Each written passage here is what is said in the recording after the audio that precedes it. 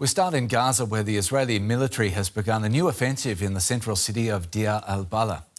Israeli tanks have entered the city and Israeli soldiers are operating on the ground. It's the first larger operation in Deir al-Balah since the war in Gaza began 21 months ago.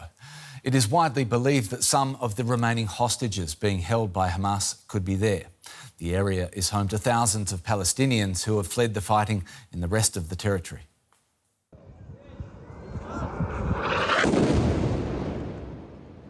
Israel's near-daily bombardment of Gaza continues.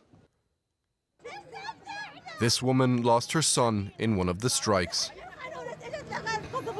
They hit the tent next to us. My son was sleeping. There was nothing happening. I was injured in the leg, and he was hit by shrapnel here in his neck. They told us to leave the tent. I went to wake my son up, and I found him martyred. We have nothing to do with anybody. We have nothing to do with Hamas or jihad or anything. He died. I have two sons. One of them died. Who is left?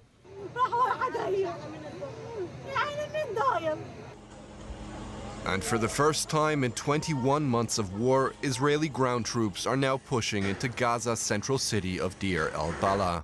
It's where several aid agencies are based, and it's the only remaining area of Gaza that has not suffered widespread destruction. According to Israeli sources, this is where Hamas militants may be holding hostages.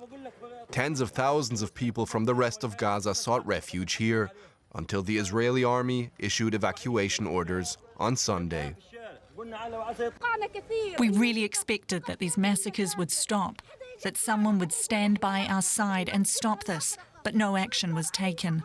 Now those expectations are dead. We stopped expecting anything from anyone. In a sign of international frustration, many of Israel's allies issued a joint statement condemning its killing of aid seekers in Gaza and called for an immediate end to the war.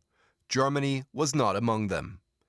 It reads, "The Israeli government's aid delivery model is dangerous, fuels instability, and deprives Gazans of human dignity. We condemn the drip-feeding of aid and the inhumane killing of civilians, including children, seeking to meet their most basic needs of water and food."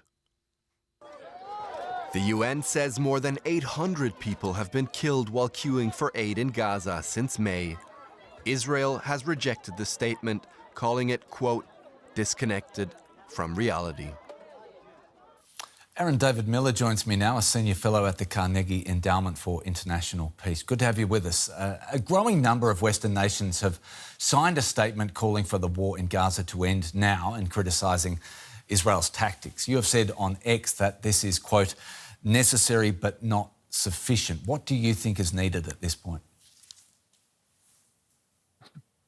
Look, in the wake of October 7th, this entire process to negotiating an end to this war lies in the hands of the government of Israel and Hamas's leadership, or at least those brigade commanders that are posing as leaders of this organization. It has been an incremental process at best, in large part because Hamas's objectives and Israel's with respect to ending this war are simply mutually incompatible.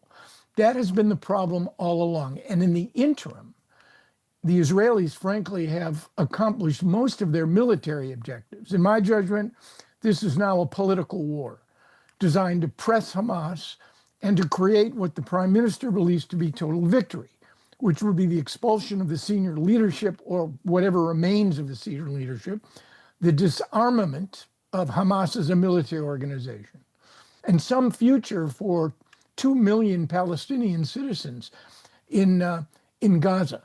Right now, the only way that you can get relief, what is necessary, what is imperative, is, and the best you can do is another interim deal. I would suggest in the next several weeks, the odds of actually reaching such an agreement won't end a war, but it'll buy 2 months of relative peace and calm, which might allow for the predictable and reliable infusion and delivery of badly needed humanitarian assistance and the release of 10 hostages alive and at least half of those that Hamas holds that are dead. But we are a long way away from ending the misery and catastrophe that is now Gaza.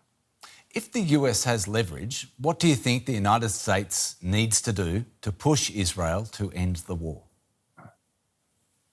Well, the U.S. has leverage. Every American president has leverage. It's just that no American president since Dwight Eisenhower, who was the last U.S. president to seriously threaten Israel with political and economic sanctions. In this case, if Ben-Gurion, then prime minister, did not withdraw his forces as part of the British-French-Israeli plan to seize the Suez Canal in 1956, and depose Gamal Abdel Nasser. That was the last time that a U.S. president threatened to use sustained pressure.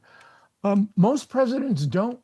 It's politically costly, and it's arguable whether or not it will actually work. If this were a negotiation that the U.S. was mediating between Israel and Germany, for example, then I think you could envision both incentives and disincentives to move the parties toward an agreement.